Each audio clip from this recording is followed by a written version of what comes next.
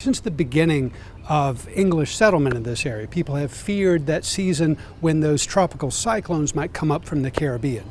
But in the distant past,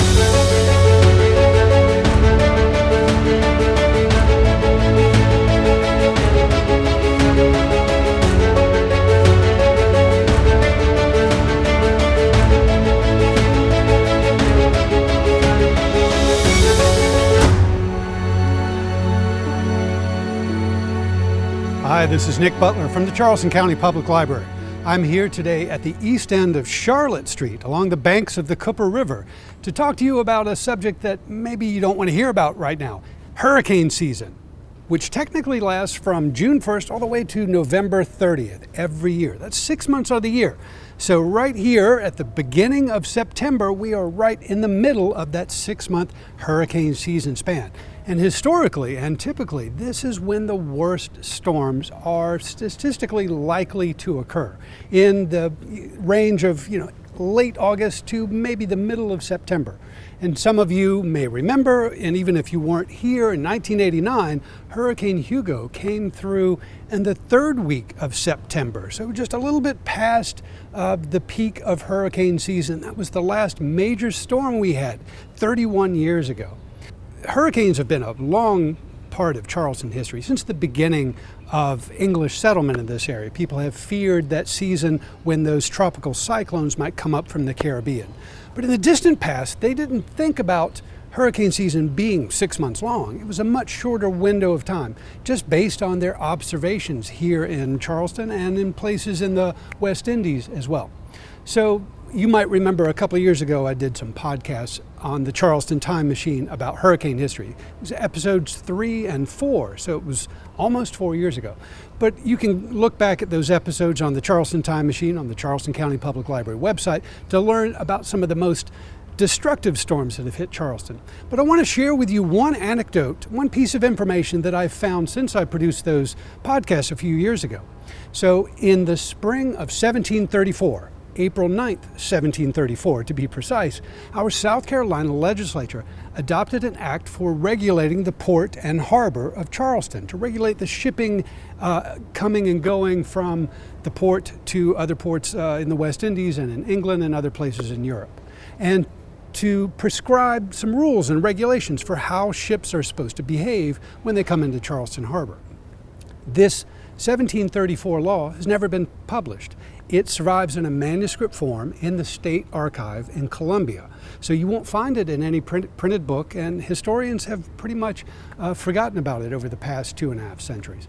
But in a recent trip to the State Archive in Columbia, I looked at that manuscript law and made a copy for myself. And there was one particular section of it that really caught my attention because it related specifically to hurricane season.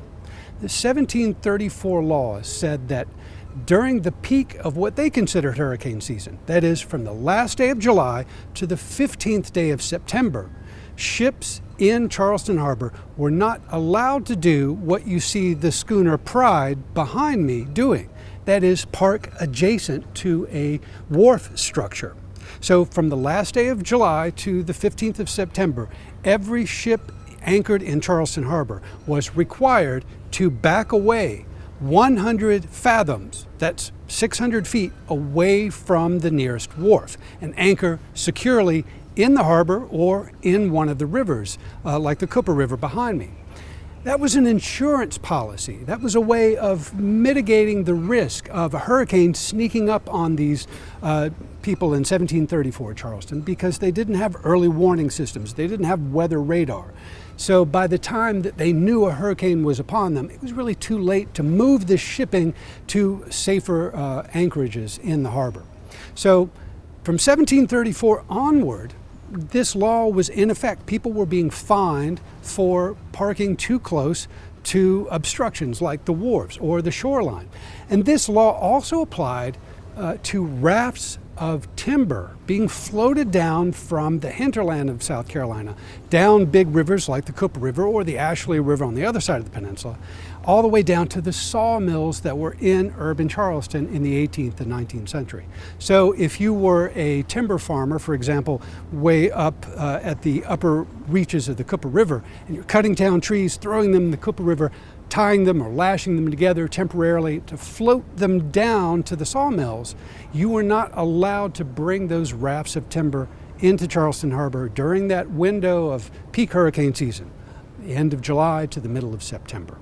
So these kinds of details about how our harbor worked and how ships were regulated and how the wharves worked, specifically during hurricane season, are interesting to us today because we're still living with the threat of hurricanes every single year.